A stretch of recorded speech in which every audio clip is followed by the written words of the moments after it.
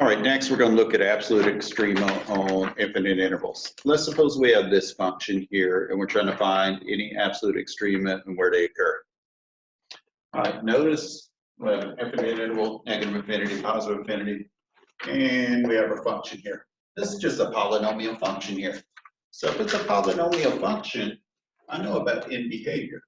Remember, if your highest exponent here, your degree of your polynomial is even, then your graph opens either up and up or down and down. If it's odd, remember it goes in different directions, okay? Being that this is a positive number right here on my highest degree term, it's going to open up and up. So I have a polynomial function that opens up on the far left, up on the far right. All right, let's think about this for a second. If it keeps on going up forever, then we're not going to have an absolute max because it keeps going up and up and up and up and up. But we could have an absolute min. I don't know what this thing looks like. It could look something like this, I don't know. But where is my absolute min going to happen? At critical points. So let's find some critical points. How do I find critical points again? Take the derivative. Find out where it's equal to 0, find out where it's up to 5. This should be a fairly straightforward derivative.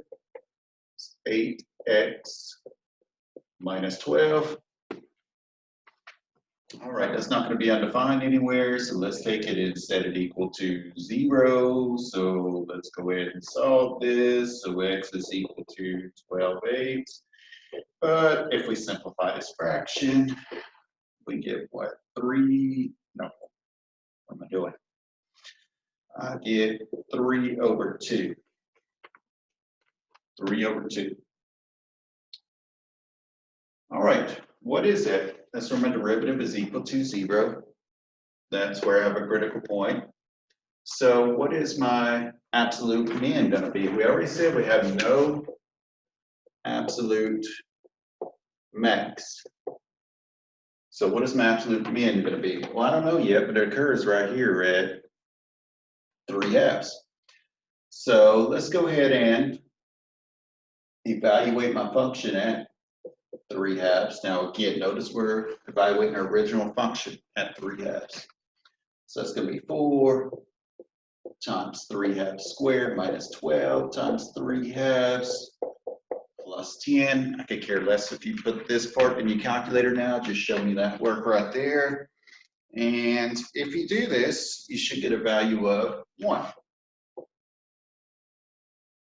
All right, so I have no absolute max, but I have an absolute minimum of 1, and it occurs at x is equal to 3/2. Now, technically what I need to do is I need to verify this, okay? So we could verify that by looking at this. We could call it f prime, like we did in class, you know, before coronavirus.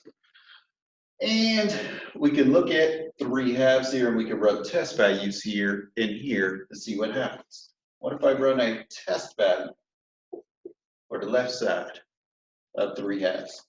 Let's pick 0. Let's test it into our derivative function. What happens if I put in 0? Get a negative here.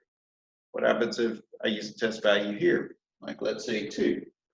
2 times 8 is 16 minus 12 gives me a positive. So what is my function f doing? It's going down, it's going up.